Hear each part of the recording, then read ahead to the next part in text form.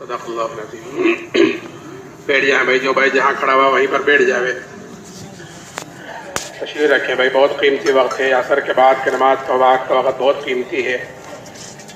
بولتے دوستوں بزرگوں، پوری زندگی بہت قیمتی ہے، جو اللہ تعالیٰ نے ہمیں زندگی میں رحمت فرمائی ہے یہی قیمتی ہے، پھر عصر کی نماز کے بعد کا وقت تو اور زیادہ قیمتی ہے کہ حدیث پاک کا مفہوم ہے، اللہ تعالیٰ فرماتا ہے کہ تو فجر کی نماز کے بعد اور عصر کی نماز کے بعد تھوڑی دیر مجھے یاد کر لیا کر، میں درمیانی حصے میں تیری کفالت کروں گا۔ تو زندگی قیمتی، پھر عصر کے بعد کا اور قیمتی، پھر اللہ کے راستے میں نکل کر اس کی قیمت اور بڑھ جاتی ہے، اس لیے کہ ہم سب اس وقت اللہ کے راستے میں ہیں۔ اس کا یقین کریں کہ اللہ کے راستے کی ایک صبح اور ایک شام دنیا اور دنیا میں جو کچھ ہے ان سب سے بہتر ہے۔ لیکن دوستوں بزرگوں، یہ وقت بہتر جب بنتا ہے، یہ وقت قیمتی جب بنتا ہے جب ہم اس وقت کو قیمتی بنائیں گے، نہیں تو وقت کا کام تو گزرنا ہے، گزر رہا ہے، جیسے برف کی سلی ہے کہ اس کا کام تو پگھلنا ہی ہے، پگھل جاتی ہے، سڑک پہ ڈال دو گے تب بھی پگھل جائے گی، ٹب میں ڈال دو گے تب بھی پگھل جائے گی، اس کا کام پگھلنا ہی ہے۔ ایسے ہی وقت کا کام گزرنا ہی ہے، گزر جائے گا، اس لیے ہم اپنے وقت کو قیمتی بناویں عملوں کے اندر لگ کر، اس لیے کہ اعمال ایک ایسی چیز ہے جو انسان کے ساتھ ہر وقت ساتھ رہتے ہیں اور 100% ساتھ رہتے ہیں۔ آپ یہاں پر آئے ہوئے ہو، اس وقت آپ کے ساتھ 100% آپ کے اعمال آپ کے ساتھ ہیں۔ اگر کسی بھائی کا انتقال ہو جائے تو اس کے ساتھ 100% اس کے اعمال اس کے ساتھ جائیں گے، اور اعمال ہی پر انسان کے بننے بگڑنے کا تعلق ہے۔ عمل سے زندگی بنتی ہے، جنت بھی جہنم بھی، یہ خاکی اپنی فطرت میں نہ نوری ہے نہ ناری ہے کہ انسان کے بننے بگڑنے کا تعلق دنیا کی کسی چیز سے نہیں ہے، بلکہ انسان کے بننے بگڑنے کا تعلق انسان کے اعمال سے ہے۔ اعمال کہلاتے ہیں کہ انسان 24 گھنٹے جو کام کر رہا ہے، جو بھی کام کرتا ہے، دیکھنے کا، سننے کا، کھانے پینے کا، چلنے پھرنے کا، کمانے کا، خرچ کا، شادی بیاہ کا، اللہ کے راستے میں نقل و حرکت کا، جو انسان کام کرتا ہے وہ اس کے اعمال کہلاتے ہیں۔ اور یہی اعمال سارے کے سارے غیر بھی کرتے ہیں، تجارت بھی کرتے ہیں، شادی بیاہ بھی کرتے ہیں، سونا جاگنا، کمانا، خرچ کرنا، یہی سارے کام غیر بھی کرتے ہیں، یہی سارے کام مسلمان بھی کرتا ہے۔ فرق اتنا ہے ان میں اور ہم میں کہ ہمیں ان سارے کام کرنے کا طریقہ بتلایا گیا ہے۔ لقد کان لکم فی رسول اللہ اسوۃ حسنہ، کہ تمہارے لیے زندگی گزارنے کا بہترین نمونہ کہ وہ تمہارے پیارے نبی کی زندگی ہے۔ کل قیامت کے دن اللہ تعالیٰ ہر ایک کو اس نمونے کے مطابق دیکھیں گے کہ جس کی جتنی زندگی نبی کے طریقے کے مطابق ہوگی، اللہ کے ہاں اس کی قدر و قیمت ہوگی، اللہ کے ہاں اس کی حیثیت ہوگی، اور جس کی جتنی زندگی نبی کے طریقے سے دور ہوگی اتنا ہی اللہ کے ہاں بے حیثیت ہوگا، اتنا ہی اللہ کے ہاں بے قیمت ہوگا۔ اسی لیے حضور اقدس صلی اللہ علیہ وسلم نے اپنے صحابہ کو مثالیں دے دے کر سمجھایا اپنے عملوں کی طرف سے، تاکہ ہم جہاں ہوں، جس حالت میں ہوں، کہ اپنے عملوں کی طرف سے فکر مند ہوں کہ یہی اعمال ہمارا سرمایہ ہے، اچھے ہوں کہ برے ہوں، اور یہی اعمال آگے تک ساتھ جائیں گے۔ ایک مرتبہ آپ نے مثال دے کر پوچھا صحابہ سے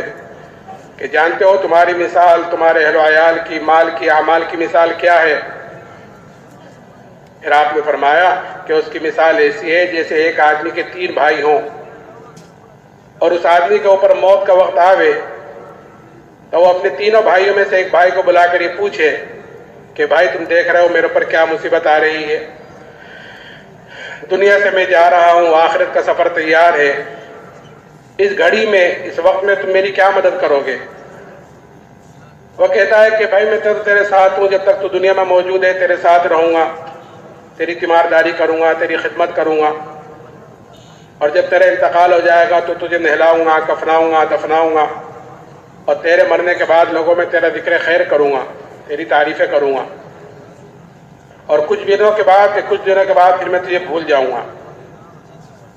آپ نے فرمایا یہ اس کے اہل و عیال ہیں، اس کے گھر والے ہیں، یہ بھائی۔ پھر دوسرے بھائی کو بلاتا ہے اور یہی پوچھتا ہے کہ بھائی اس مصیبت کی گھڑی میں تم میری کیا مدد کرو گے؟ وہ کہتا ہے کہ بھائی میرا تیرا واسطہ تو زندگی تک کا ہے، تجھے مجھ سے جتنا نفع اٹھانا ہے، جتنا فائدہ اٹھانا ہے اٹھا لے، کہ جب تیرا انتقال ہو جائے گا تو میں تو دوسری طرف چلا جاؤں گا، تو دوسری طرف جائے گا، تیرا راستہ دوسرے طرف، میرا راستہ دوسری طرف۔ آپ نے فرمایا یہ بھائی اس کا مال ہے جو یہیں ساتھ چھوڑ دے گا۔ آپ دیکھو کہ کوئی چیز انسان کے ساتھ نہیں جاتی، کفن بھی اس لیے پہنا دیا جاتا ہے کہ انسان اشرف المخلوقات ہے، اس کی بے حرمتی نہ ہو جاوے، اس کی بے پردگی نہ ہو جاوے، نہیں تو قبر میں جا کر وہ بھی سلگڑ کر ختم ہو جائے گا۔ ہر آدمی اپنی قبر سے کل قیامت کے دن ننگا اٹھے گا، جس طرح دنیا میں ننگا آیا ہے اسی طرح ہر آدمی اپنی قبر سے ننگا اٹھے گا۔ آپ نے فرمایا یہ اس کا مال ہے جو یہاں ساتھ چھوڑ دے گا۔ پھر تیسرے بھائی کو بلا کر یہی پوچھتا ہے کہ بھائی اس مصیبت کی گھڑی میں تم میری کیا مدد کرو گے؟ وہ کہتا ہے کہ میں تو تیرے ساتھ ہوں، جب تک تو دنیا میں موجود ہے تیرے ساتھ رہوں گا، جب تیرا انتقال ہو جائے گا تو قبر میں پہنچے گا اور وہاں پر منکر نکیر تجھ سے سوال کریں گے تو ان کے سوالوں کا جواب میں دوں گا تیرے طرف سے، اور جب کل کو تیرے نامہ اعمال تلیں گے تو تیرے نامہ اعمال کے ترازو میں بیٹھ جاؤں گا اور خوب کوشش کروں گا اس کو وزنی کرنے کی، اس کو بھاری کرنے کی، اس کو جھکانے کی، اور میں تیرے ساتھ رہوں گا یہاں تک کہ تجھے جنت میں داخل کرا دوں، وہاں تک میں تیرے ساتھ ہی رہوں گا۔ آپ نے فرمایا یہ اس کے اعمال ہیں، اس کی میں بات کر رہا ہوں، یہ اس کے اعمال ہے، یہ بھائی اس کے اعمال ہے۔ پھر آپ نے پوچھا کہ بتلاؤ کون سا بھائی کارآمد ہوا؟ صحابہ نے عرض کیا یا رسول اللہ پہلے دو تو بیکاری ثابت ہوئی جو یہی ساتھ چھوڑ دیں گے، کام آنے والا تو یہی ہے جو آخر تک ساتھ نبھائے گا۔ اس لیے میرے محترم بزرگوں دوستو، ہمیں اپنے بدن سے نکلنے والے اعمالوں کی طرف سے فکر مند ہونا ہے کہ میرے بدن سے نکلنے والے اعمال کیسے ہیں، اور اعمال کا دار و مدار وہ انسان کے یقین کے ساتھ ہے کہ جیسے اس کے اندر کا یقین ہوگا کہ بدن سے نکلنے والے اعمال اس کے اعتبار سے ہوں گے۔ اس لیے ہمیں بنیادی طور پر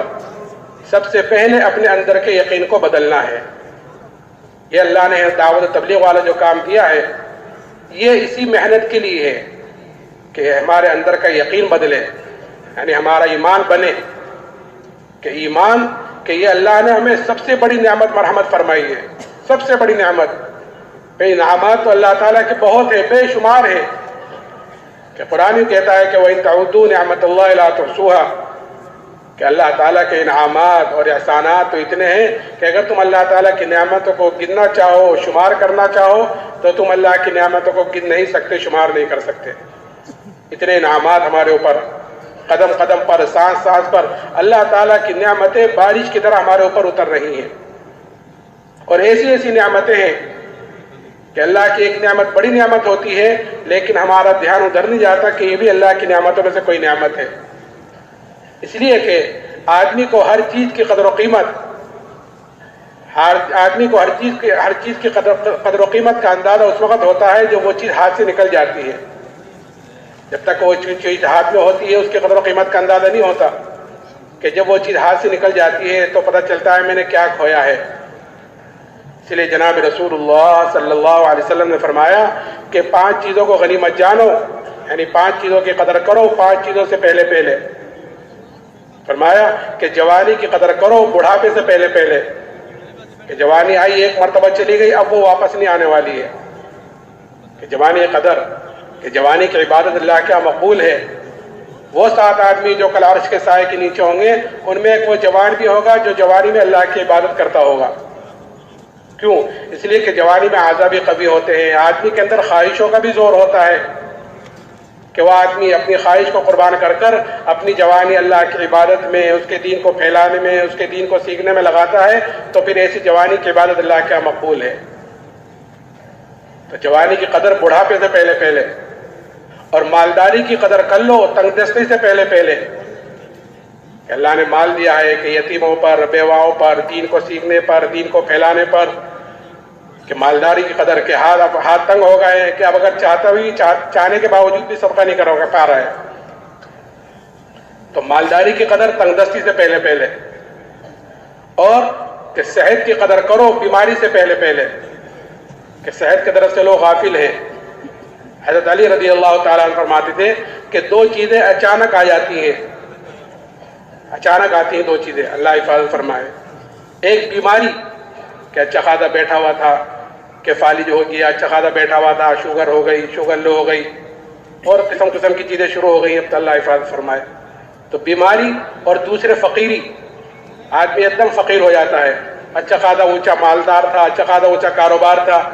کہ حالات آئے، پریشانی آئی کہ اب نیچے ڈاؤن ہوتا چلا گیا۔ تو فقیری اور بیماری یہ اچانک آ جاتی ہیں، تو صحت کی قدر کرو بیماری سے پہلے پہلے، اور خالی اوقات کی قدر کرو مشغولی سے پہلے پہلے۔ خالی اوقات کی قدر کیا ہے؟ مثال کے طور پر ایک مثال پیش کرتا ہوں کہ ایک حدیث پاک کا مفہوم ہے کہ جو آدمی 40 دن اخلاص کے ساتھ ایسی طرح نماز پڑھے کہ اس کی تکبیر اولیٰ فوت نہ ہو، تو اس کو 2 بڑے پروانے اللہ کی طرف سے ملتے ہیں، ایک پروانہ جہنم سے چھٹکارے کا اور دوسرا نفاق سے بری ہونے کا۔ یہ 2 بڑے پروانے اس کو ملتے ہیں جو 40 دن اخلاص کے ساتھ ایسی طرح نماز پڑھے کہ اس کی تکبیر اولیٰ فوت نہ ہو۔ اس حدیث پر عمل کرنے کا اللہ کے راستے میں نکل کر بہترین موقع ہوتا ہے خالی اوقات، کہ ہم نے وقت کو فارغ کیا ہے، خالی کیا ہے، نہ گھر ہے، نہ کاروبار ہے، نہ دوست احباب ہے، نہ کسی کی خوشی میں جانا، نہ کسی کی غمی میں جانا، کہ ہر وقت مسجد ہی میں رہنا ہے اور کوئی کام ہی نہیں ہے۔ تو اس حدیث پر عمل کرنے کا یہ بہترین وقت ہوتا ہے کہ ہم نے وقت کو فارغ کیا ہے۔ اگر اس حدیث پر عمل نہ ہوا یہاں پر، تو گھر جا کر اس حدیث پر عمل کرنا مشکل ہو جائے گا، کیونکہ سینکڑوں جھمیلے انسان کے ساتھ لگے ہوئے ہیں۔ چاہتے ہوئے بھی اگر 38 دن 39 دن تک پڑھتا رہا تکبیر اولیٰ کے ساتھ، اور ایک دن ایک رکعت ایک نماز میں نکل گئی، تو اس فضیلت سے تو محروم ہو گیا، ثواب ملے گا لیکن اس فضیلت سے محروم ہو گیا۔ تو خالی اوقات کی قدر کہ مشغولی سے پہلے پہلے، اور زندگی کی قدر کرو موت سے پہلے پہلے۔ میں عرض کر رہا تھا کہ انعامات اللہ تعالیٰ کے بے شمار ہے، اور پھر دوستو بزرگوں، ہر نعمت کا کل قیامت کے دن ہر آدمی سے سوال بھی ہوگا۔ خالی ایسا نہیں ہے کہ اللہ تعالیٰ نے ہمیں اسباب دی ہیں، یہ نعمتیں دی ہیں، یہ ہاتھ پیر آنکھ دی ہے، اور یہ مال دیا ہے، یہ دنیا ساری دی ہے، یہ اللہ کی نعمتیں ہیں۔ خالی ایسا نہیں ہے کہ ان کو ایسا جیسا چاہے، جس طرح چاہے، جو چاہے استعمال کر آ جائیں، کہ نہیں، کل قیامت کے دن ہر آدمی سے ہر نعمت کے بارے میں سوال کیا جائے گا۔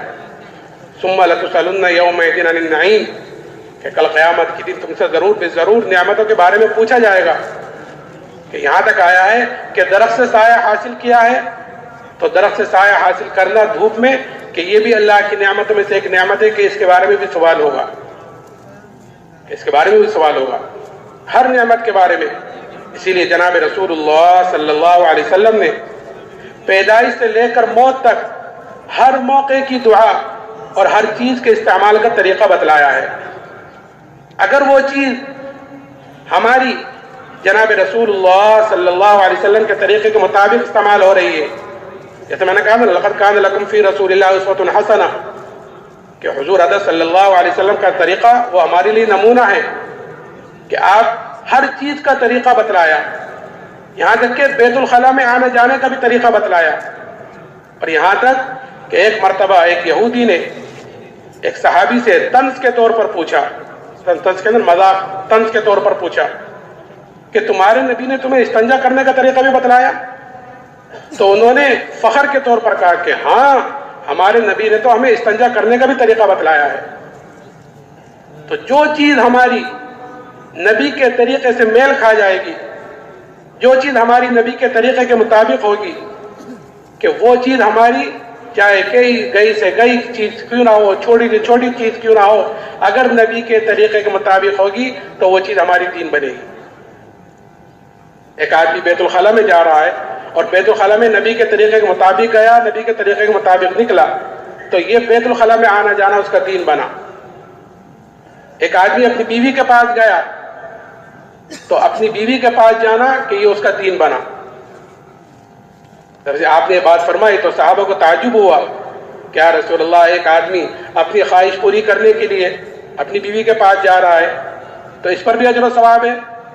آپ نے فرمایا کہ اگر اپنی خواہش غلط طریقے پر پوری کرتا تو اس پر گناہ ہوتا ہی نہیں ہوتا، کہ جب غلط طریقے پر خواہش پوری کرنے پر گناہ ہو رہا ہے تو صحیح طریقے پر اپنی خواہش پوری کرنے کا اجر و ثواب بھی ہے، یعنی جو طریقہ نبی نے بتلایا۔ تو اگر ہماری کوئی بھی چیز نبی کے طریقے کے مطابق ہوگی تو چاہے وہ چھوٹی سے چھوٹی چیز کیوں نہ ہو وہ دین بنے گی، اور اگر ہماری کوئی بڑی سے بڑی چیز، بڑی سے بڑی عبادت، نماز کتنی اونچی عبادت کہ آدمی سب سے زیادہ قریب ہوتا ہے نماز میں سجدے کی حالت میں اللہ کے، سب سے زیادہ قریب ہوتا ہے، اور سارے احکامات اللہ نے دنیا میں اتارے ہیں حضرت جبرائیل کے ذریعے سے، لیکن جب نماز کا ارادہ فرمایا تو اپنے پاس بلا کر دی ہے، اتنی اونچی عبادت۔ لیکن اگر وہ نماز نبی کے طریقے سے ہٹی ہوئی ہے تو وہ نماز بھی نماز نہیں دے رہی تھی، باوجود ہے کہ اونچی عبادت ہونے کے، باوجود اونچی عبادت ہے، لیکن اگر طریقے سے ہٹی ہوئی ہے تو وہ نماز بھی نماز نہیں رہی تھی۔ حدیث پاک کا مفہوم ہے کہ وہ نماز جس کا وضو، رکوع، سجدہ اچھی طرح نہ کیا گیا ہو، اچھی طرح نہ کیا گیا کیا مطلب؟ یعنی جس طرح نبی نے بتلایا اس طرح نہ کیا ہو۔ نبی نے فرمایا صلو کما رأیتمونی اصلی، کہ نماز ایسے پڑھو جیسے نماز مجھے پڑھتا دیکھ رہے ہو۔ آپ نے ایک صحابی کو 3 دفعہ واپس فرمایا کہ جاؤ نماز پڑھو، تم نے نماز نہیں پڑھی، جاؤ نماز پڑھو، تم نے نماز نہیں پڑھی، یعنی جس طریقے پر میں نے بتلایا اس طریقے پر نہیں پڑھی۔ حدیث میں ہے کہ جس کا وضو، رکوع، سجدہ اچھی طرح نہ کیا گیا ہو جس نماز کا، تو وہ نماز پرانے کپڑے کی طرح لپیٹ کر نمازی کے منہ پر واپس مار دی جاتی ہے، کیونکہ طریقے سے ہٹی ہوئی ہے۔ اور پھر اتنا ہی نہیں، یہاں تک وہ نماز بددعا دیتی ہوئی جاتی ہے کہ جیسا تو نے مجھے ضائع اور برباد کیا، اللہ تجھے بھی ایسا ضائع اور برباد کرے۔ تو میں عرض کر رہا تھا کہ انعامات اللہ تعالیٰ کے بے شمار ہیں،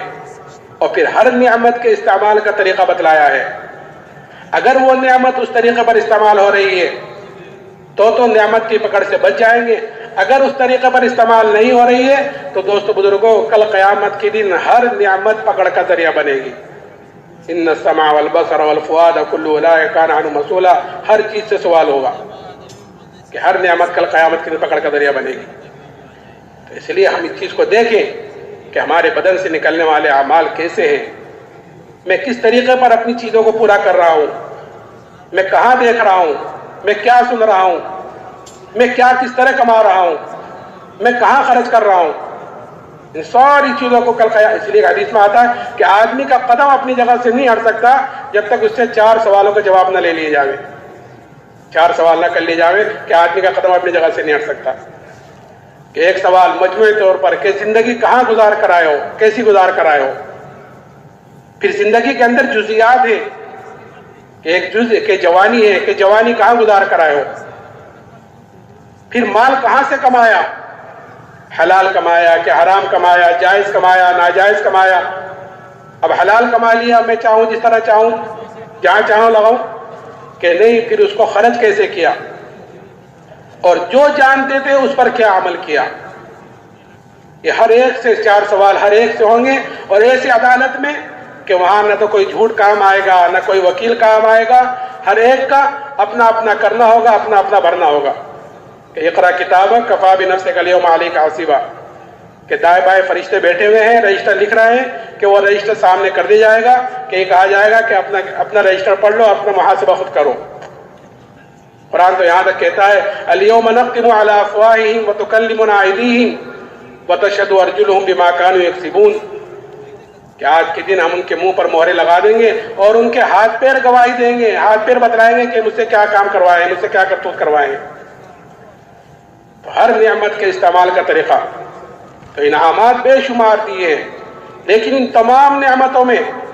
سب سے بڑی نعمت جو اللہ نے مجھے اور آپ کو مرحمت فرمائی ہے وہ ایمان کی دولت ہے۔ اس لیے کہ اللہ نے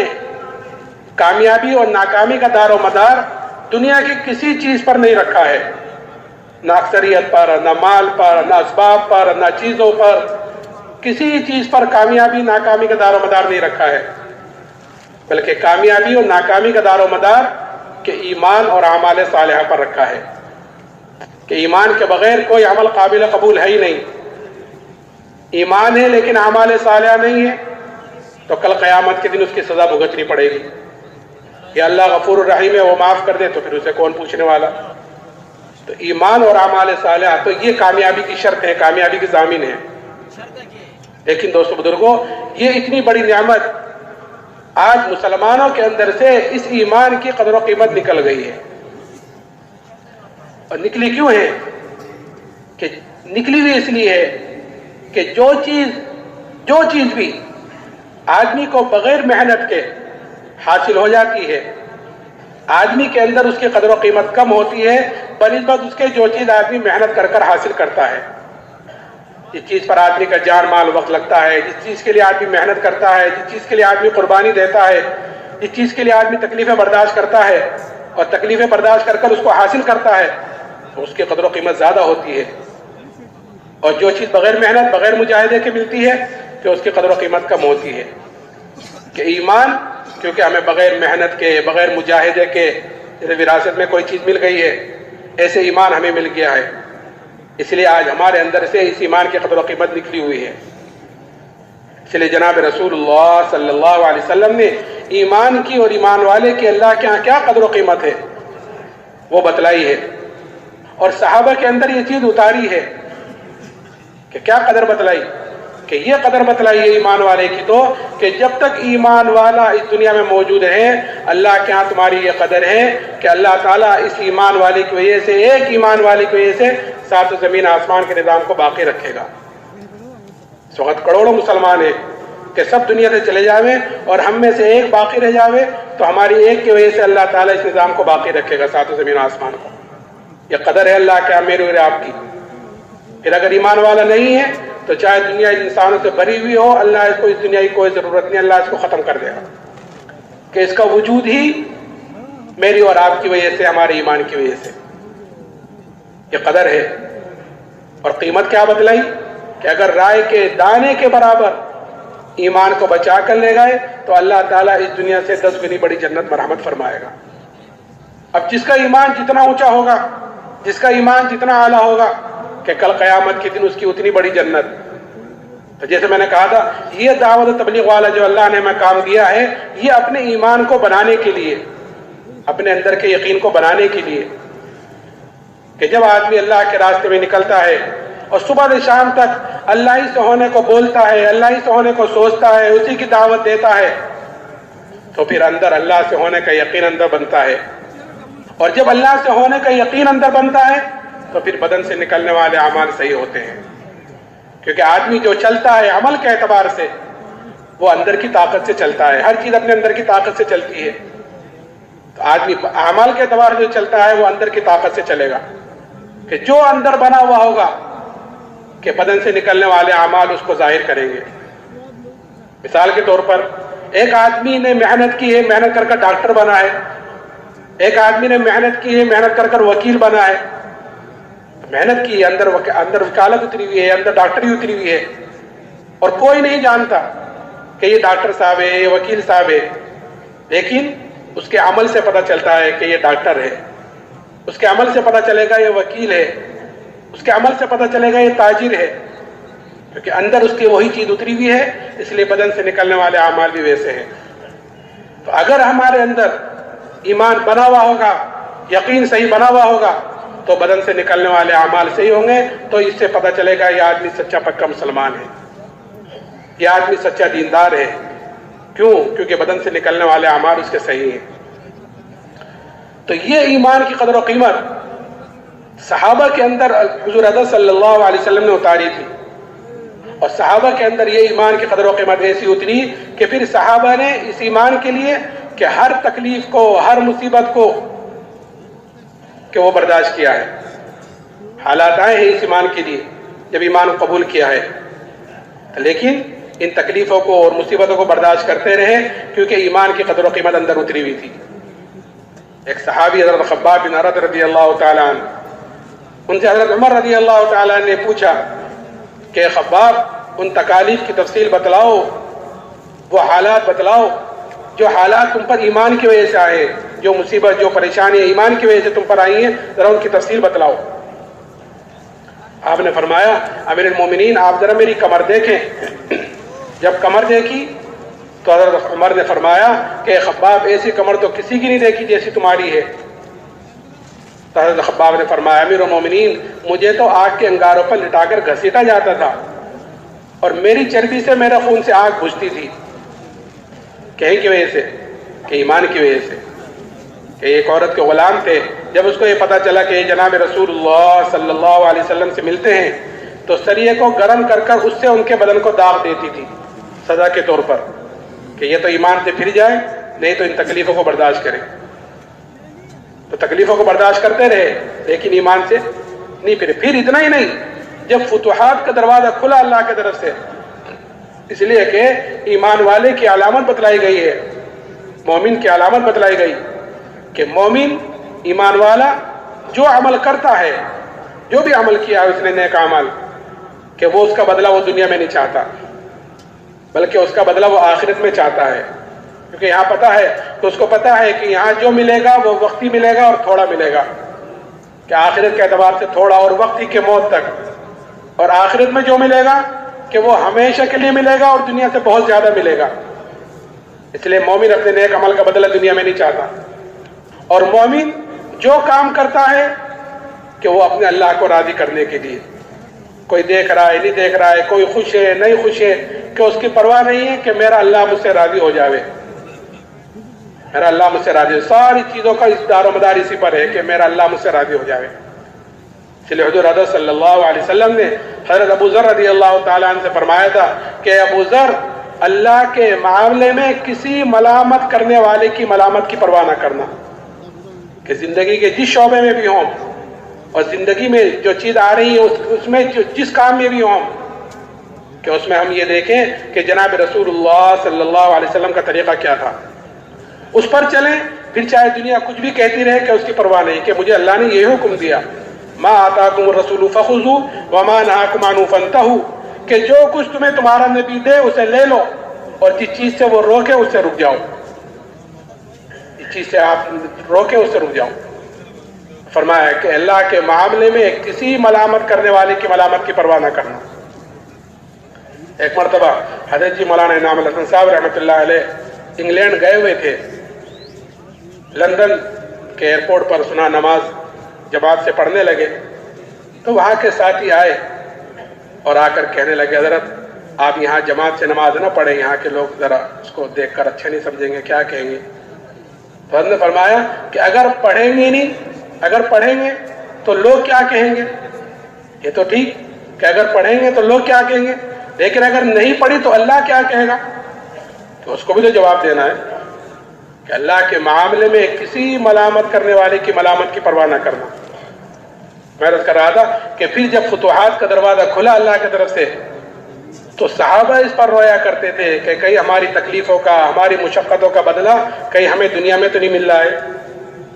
کیونکہ ہم نے تو آخرت کے لیے کیا تھا, آخرت میں کمانے, آخرت میں پانے کے لیے کیا تھا. اس لیے میرے محترم بزرگو دوستو, جو ایمان اللہ نے صحابہ کو مرحمت فرمایا تھا وہی ایمان اللہ نے مجھے اور آپ کو بھی مرحمت فرمایا ہے. فرق اتنا ہے کہ صحابہ محنت کر کر کر اپنے ایمان کے اعتبار سے اعلیٰ درجوں پر پہنچ گئے تھے, اور ہم نے اس محنت کو چھوڑ دیا, اس لیے ہم ایمان کے اعتبار سے نیچے کمزور درجے پر آ گئے, نیچے درجے پر آ گئے. صحابہ نے تکلیفیں برداشت کی ہیں, اور پھر اتنا ہی نہیں, جو چیز ایمان کے مقابلے پر آئی ہے کہ اس کو قربان کیا ہے.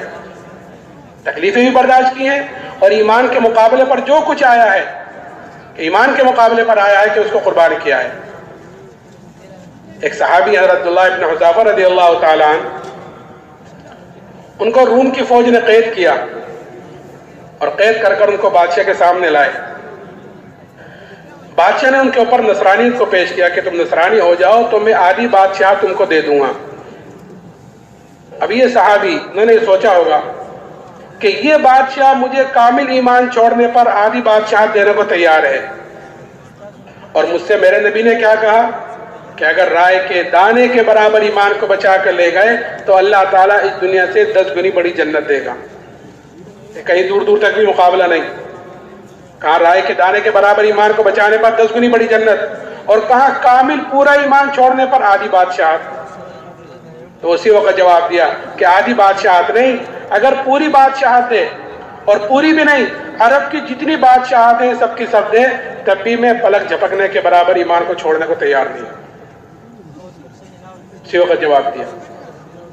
پھر اتنا ہی نہیں کہ چھوڑ دیا کہ نہیں مانا تو جاؤ اپنے گھر، کہ نہیں دوسری چیز دھمکی۔ دھمکی تو کیا، اصل تو دوستو بزرگوں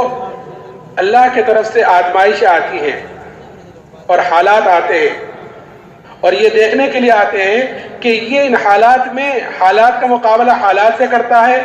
یا حالات کا مقابلہ توبہ استغفار سے اور میرے طرف رجوع کرنے سے کرتا ہے۔ حالات آتے ہیں اور آزمائش کے لیے آتے ہیں۔ الف لام میم حسب الناس ان یترکوا ان یقولوا آمنا وهم لا یفتنون، کہ کیا تم یہ گمان کرتے ہو کہ تم یہ کہہ دو کہ ہم تو ایمان والے ہیں تو تم آزمائی نہیں جاؤ گے؟ نہیں، آزمائش ہوتی ہے، حالات آتے ہیں، اور یہ دیکھنے کے لیے کہ حالات کا مقابلہ حالات سے کرتے ہیں یا حالات کے مقابلے میں میرے طرف آتے ہیں۔ تو جو ایمان والا ہوتا ہے وہ حالات کا مقابلہ حالات سے نہیں کرتا، بلکہ حالات کا مقابلہ اعمال سے، توبہ استغفار سے کرتا ہے، اللہ کی طرف رجوع کرنے سے کرتا ہے۔ جو حالات کا مقابلہ حالات سے کرتے ہیں تو ان کے حالات بجائے ختم ہونے کے اور بڑھتے ہیں، اور بڑھتے بڑھتے بڑھتے اس حد تک، اس درجے تک پہنچ جاتا ہے کہ ایسا آدمی پھر حالات سے پریشان ہو کر آخر میں خودکشی تک کر لیتا ہے۔ اللہ حفاظت فرمائے، وہ حالات سے متاثر ہوتے ہیں کہ حالات کا مقابلہ حالات سے کر رہے تھے، حالات کا مقابلہ حالات سے نہیں، حالات کا مقابلہ کہ رجوع الی اللہ سے، وَلَنُذِيقَنَّهُم مِّنَ الْعَذَابِ الْأَدْنَىٰ دُونَ الْعَذَابِ الْأَكْبَرِ لَعَلَّهُمْ يَرْجِعُونَ، کہ چھوٹے چھوٹے حالات، چھوٹی چھوٹی مصیبتیں کہ ہم لاتے ہیں بڑے عذاب سے پہلے، تو آخرت کا ہے۔ اللہ حفاظت فرمائے، کیوں؟ لعلہم یرجعون، تاکہ میرے طرف رجوع کرنے والے بنے۔ ایک مرتبہ حضرت عمر رضی اللہ تعالیٰ عنہ کے زمانے میں قحط سالی ہوئی، قحط پڑا، اور ایسا قحط پڑا کہ جانور تک ہلاک ہونے شروع ہو گئے۔ حضرت عمر رضی اللہ تعالیٰ عنہ نے شام سے اور مصر سے غلے منگائے، غلے آئے، آ کر ختم ہو گئے، لیکن قحط سالی ختم نہیں ہوئی۔ ایک صحابی نے بکری ذبح کی تو اس بکری کے اندر سے نہ خون نکلا نہ گوشت نکلا، خالی ہڈیاں نکلی، اتنا قحط پڑا۔ تو صحابی روتے ہوئے سو گئے۔ خواب میں زیارت کی جناب رسول اللہ صلی اللہ علیہ وسلم کی، آپ نے فرمایا کہ عمر سے میرا سلام کہنا اور یہ کہنا کہ تو بڑا عقل مند تھا، ایمان کی فراست عطا فرمائی تھی، تو بڑا عقل مند تھا، تجھے کیا ہوا؟ یہ صحابی اٹھ کر حضرت عمر کی خدمت میں گئے اور جا کر اپنے خواب کا تذکرہ کیا۔ حضرت عمر نے فوراً مشورے والوں کو جمع کیا۔ ہر چیز میں مشورہ، جو آدمی مشورہ کر کر چلتا ہے کسی بھی معاملے میں، دین کا ہو دنیا کا ہو، کہ وہ نادم نہیں ہوتا،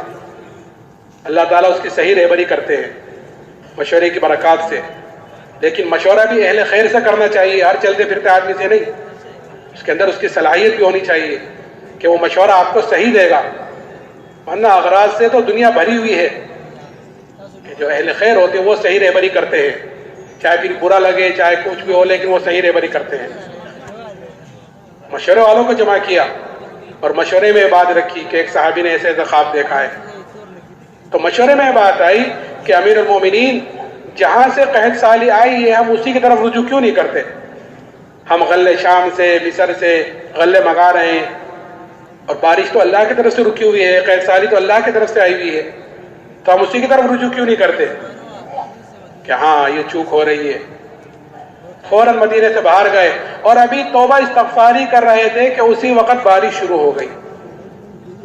کہ جب تک حالات کا مقابلہ حالات سے ہو رہا تھا کہ وہ حالات بجائے کم ہونے کے اور بڑھتے چلے جا رہے تھے، جب حالات کا مقابلہ توبہ استغفار سے اللہ کی طرف رجوع کرنے سے کیا تو اللہ تعالیٰ نے فوراً حالات کو پلٹ دیا۔ آج بھی میرے محترم بزرگوں دوستو، آج جو چاروں طرف سے حالات دنیا پر اور خاص طور سے مسلمانوں پر جو چاروں طرف سے حالات ہیں، اس کا واحد علاج یہی ہے کہ ہر مسلمان اللہ کی طرف توبہ استغفار کرنے والا بنے، کہ اپنے طرف سے بھی توبہ استغفار کریں، اور کیونکہ ہر امتی پوری امت کا ذمہ دار ہے، اس لیے پوری امت کی طرف سے توبہ استغفار کریں کہ اللہ جس مقصد کے لیے، جس عالی مقصد کے لیے تو نے ہمیں وجود دیا تھا، تو نے ہمیں دنیا میں بھیجا تھا، ہم نے اس مقصد کو کھویا ہے، ہم نے اس مقصد سے منہ موڑا ہے، کہ اب تک کی غفلتوں کو معاف کر دے، آگے جتنی زندگی ہے کہ تیرے نبی کے تیرے حکم پر، تیرے نبی کے طریقے پر ہم انشاءاللہ چلیں گے۔ توبہ کا دروازہ ہر ایک کے لیے موت تک کھلا ہوا ہے۔ شیطان جو ہے وہ توبہ کو ٹلاتا ہے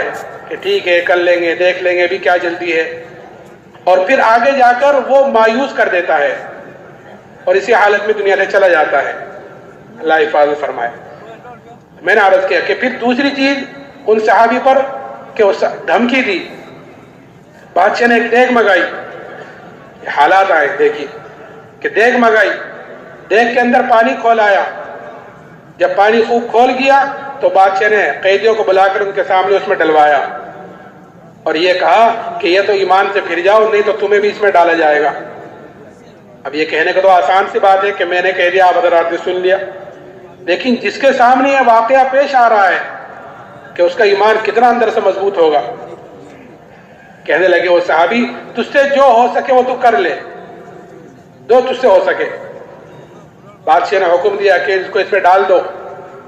جب لے جانے لگے تو وہ صحابی رونے لگے، اس کی اطلاع کی گئی کہ وہ تو رو رہے ہیں۔ بادشاہ نے بلایا ان کو اور پھر ان کے اوپر نصرانیت کو پیش کیا۔ وہ کہنے لگے واہ، میں نے تو تیرے سے ایک مرتبہ کہہ دیا تھا کہ تجھ سے جو ہو سکے وہ تو کر لے، اچھا پھر رو کیوں رہے تھے؟ کہ میں تو اس لیے رو رہا تھا کہ میرے بدن کے اندر ایک جان ہے، وہ جان اس دیگ میں ڈالی جائے گی، ختم ہو جائے گی۔ میں تو اس لیے رو رہا تھا کہ کاش میرے روئے میں جان ہوتی، میرے بدن کے اندر 100 جانیں ہوتی اور وہ ساری کی ساری جانیں آج اس دیگ میں ڈالی جاتی اور وہ ساری کی ساری جانیں میں اللہ کے نام پر قربان کرتا۔ کہ ایک جان کا کیا قربان کرنا، کہ 100 جانیں ہوتی تو آج میں 100 کی 100 میں اللہ کے نام پر قربان کرتا، ایک جان ہونے کی وجہ سے رو رہا ہوں۔ تو یہی جذبہ بنتا ہے دوست بزرگوں دعوت سے، کہ جب آدمی اللہ کی بڑائی کو بولتا ہے، سنتا ہے، سوچتا ہے، اس کی دعوت دیتا ہے تو پھر اللہ سے ہونے کا یقین اندر پیدا ہوتا ہے، پھر اپنی جان مال اللہ کے نام پر لگانے کا جذبہ بھی اندر پیدا ہوتا ہے۔ کہ جب ایمان بنتا ہے تو پھر آدمی کو اپنے ایمان کی طرف سے فکر ہوتی ہے، فکر مند ہوتا ہے۔ جب آدمی کے اندر کسی چیز کی قدر و قیمت اتر جاتی ہے تو آدمی اس کے لیے اپنی ساری چیز جھونک دیتا ہے اور ہر وقت اس چیز کی طرف سے فکر مند ہوتا ہے جس چیز کی قدر و قیمت آدمی کے اندر اتر جاتی ہے۔ اس لیے صحابہ کیونکہ ایمان کی قدر و قیمت اندر اتری ہوئی تھی، اس لیے ایمان کی طرف سے ہر وقت فکر مند رہتے تھے، ہر وقت، اور چھوٹی چھوٹی بات پر اپنے منافق ہونے کا ڈر پیدا ہوتا تھا، چھوٹی چھوٹی چیزوں پر۔ صحابی حضرت حنظلہ رضی اللہ تعالیٰ گھر سے نکلے اور یہ کہتے ہوئے کہ نافق حنظلہ، کہ حنظلہ تو منافق ہو گیا۔ حضرت ابوبکر سے تشریف لے جا رہے تھے، ان سے کہا، انہوں نے کہا کس وجہ سے کہہ رہا ہے حنظلہ منافق ہو گیا؟ فرمایا کہ جب ہم نبی کی مجلس میں ہوتے ہیں اور آپ جنت کا، دوزخ کا، قبر حشر کا ذکر کرتے ہیں تو ہمارے قلوب گویا بالکل ایسے ہو جاتے ہیں، نرم جیسے وہ بالکل ہمارے سامنے ہیں، اور جب گھر واپس آ جاتے ہیں تو بیوی بچے پاس آتے ہیں، کچھ ہنسی مذاق کی باتیں شروع ہو جاتی ہیں تو وہ کیفیت ختم ہو جاتی ہے جو نبی کی مجلس میں ہوئی۔ حضرت ابوبکر نے فرمایا کہ یہ چیز تو ہمارے اندر بھی ہے، چلو چل کر حضور سے پوچھتے ہیں۔ تو اتنی سی بات پر کہ نبی کی مجلس میں کیفیت کچھ اور ہے، گھر آ کر گھر اندر ہی کیفیت کچھ اور ہے، کہ اپنے منافق ہونے کا ڈر پیدا ہو گیا۔ اس لیے میرے محترم بزرگوں دوستوں، ہمیں بھی سب سے پہلے اپنے ایمان کی طرف سے فکر مند ہونا ہے کہ میرا ایمان آیا بڑھ رہا ہے یا گھٹ رہا ہے، اور پھر جیسے میں نے کہا کہ اعمال کا دار و مدار یقین کے ساتھ ہے، کہ اگر اندر کا یقین بنا ہوا ہوگا تو پھر بدن سے نکلنے والے عملوں کی طرف سے فکر مند ہوگا۔ صحابہ کرام رضی اللہ عنہ اجمعین نے جس طرح ایمان کے لیے قربانیاں دی ہیں اور جس طرح ایمان کے لیے تکلیفیں برداشت کی ہیں، ایسے ہی اعمال کی طرف سے بھی فکر مند رہتے تھے۔ جیسے ایمان کی طرف سے فکر مند، ایسے ہی اعمال کی طرف سے بھی فکر مند رہتے تھے، اور جس طرح ایمان کے لیے قربانی دی ہے ایسے ہی عمل کی بھی طرف سے بھی قربانیاں دی ہیں۔ اعمال، کیونکہ میں نے جیسے کہا تھا کہ ایمان اور اعمال صالحہ یہ دو چیزیں کامیابی کے لیے ضامن ہے، شرط ہے، کہ اس لیے ایمان کے ساتھ ساتھ اپنے عملوں کی طرف سے بھی فکر مند کہ میرے بدن سے نکلنے والے اعمال کیسے ہیں۔ ایک صحابی حضرت ابو طلحہ رضی اللہ تعالیٰ عنہ ایک مرتبہ اپنے باغ میں نماز پڑھ رہے تھے، گنجان بھرا ہوا باغ، اس میں نماز پڑھ رہے تھے۔ نماز پڑھتے پڑھتے اچانک ایک پرندے پر نگاہ پڑ گئی جو اندر گھس گیا تھا، اور اس کے ساتھ نگاہ گھومنے لگی، جدھر کو پرندہ جاوے ادھر کو نگاہ بھی چلے جاوے۔ تھوڑی دیر میں خیال آیا کہ میں تو نماز پڑھ رہا تھا، کہ جب یہ خیال آیا کہ نماز پڑھ رہا تھا تو یہ بھول گئے کہ کتنی رکعتیں ہوئیں، 2 ہوئیں کہ 3 ہوئیں، بھول گئے۔ سلام پھیر کر فوراً جناب رسول اللہ صلی اللہ علیہ وسلم کی خدمت میں حاضر ہوئے اور جا کر عرض کی، یا رسول اللہ یہ پورا کا پورا باغ اللہ کے نام پر صدقہ ہے۔ کیوں؟ کیونکہ یہ باغ ذریعہ بنا ہے میرے عمل کی خرابی کا۔ اندر بنا ہوا تھا نا ایمان کہ بدن سے نکلنے والے عملوں کی طرف سے بھی فکر مند کہ عمل خراب ہوا ہے، کہ جس چیز کی وجہ سے عمل خراب ہوا ہے کہ اب وہ چیز میرے پاس نہیں رہے گی، جس چیز کی وجہ سے اللہ کے راستے میں جانے سے پیچھے رہ گئے کہ یا رسول اللہ کعب بن مالک، کہ یا رسول اللہ ان چیزوں کی وجہ سے میں اللہ کے راستے میں جانے سے پیچھے ہوا ہوں، اب یہ چیز میرے پاس نہیں رہے گی۔ فکر اللہ کرے یہ فکر ہمارے اندر بھی پیدا ہو جاوے، کہ ہمارے اندر بھی یہ احساس پیدا ہو جاوے، اپنے دین کی کمزوری کا، اپنے ایمان کی کمزوری کا احساس پیدا ہو جاوے۔ آدمی کے اندر جب کسی چیز کا احساس پیدا ہو جاتا ہے، کسی بھی چیز کا، تو پھر کسی کو کہنے سننے کی ضرورت نہیں ہوتی، آدمی خود ہی اس کی فکر میں لگتا ہے۔ صحابہ کے اندر کہ دینداری اور ایمان کا اور آخرت کا احساس تھا، اس لیے وہ ہر وقت اس فکر میں رہتے تھے۔ ہمارے اندر دنیا داری کا احساس ہے، اس لیے ہم اس کے اعتبار سے اس فکر میں رہتے ہیں کہ دعوت و تبلیغ والا کام اور یہ اللہ کے راستے میں نکلنا، یہ اجتماعات کا ہونا، یہ اپنی ذمہ داری کا احساس پیدا کرانے کے لیے ہے کہ میں کیوں پیدا کیا گیا ہوں، میں کیوں دنیا میں آیا ہوں۔ افحسبتم انما خلقناکم عبثا وانکم الینا لا ترجعون،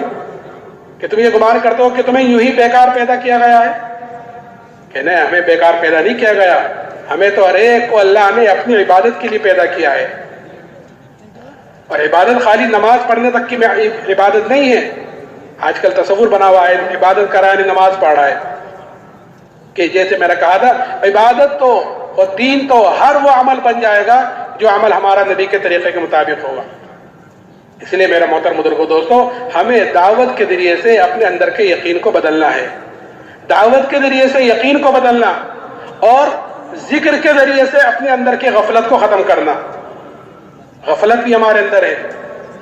اور ایسی غفلتیں ہیں آج ہمارے اندر کہ ایک آدمی اللہ کے گھر میں اللہ کے سامنے کھڑا ہوا ہے اور غافل ہے، یعنی نماز پڑھ رہا ہے اور غافل ہے، کہ کوئی کاروبار میں، کوئی بیوی بچوں میں، کوئی کہیں، کوئی دوست احباب میں، کوئی کہیں گھوم رہا ہے، کوئی کہیں گھوم رہا ہے اور نماز پڑھ رہا ہے۔ کہ غفلت کہیں کی وجہ سے ہے کیونکہ غیر اللہ کو بولا جا رہا ہے، غیر اللہ کو سوچا جا رہا ہے، غیر اللہ کو سنا جا رہا ہے، تو اس لیے اللہ کے سامنے کھڑے ہو کر بھی غیر اللہ کا دھیان اندر ہے۔ اس لیے ہمارے بڑے 3 تسبیح صبح کو، 3 تسبیح شام کو دھیان سے جی لگا کر کہ ایک تسبیح تیسرے کلمے کی سبحان اللہ، الحمدللہ، لا الہ الا اللہ، اللہ اکبر، اور ایک تسبیح درود شریف کی، ایک استغفار کی، یہ 3 تسبیح صبح کو، 3 تسبیح شام کو دھیان سے جی لگا کر باوضو ہو کر قبلے کی طرف منہ کر کر آدمی اپنے ذکر کو پورا کرے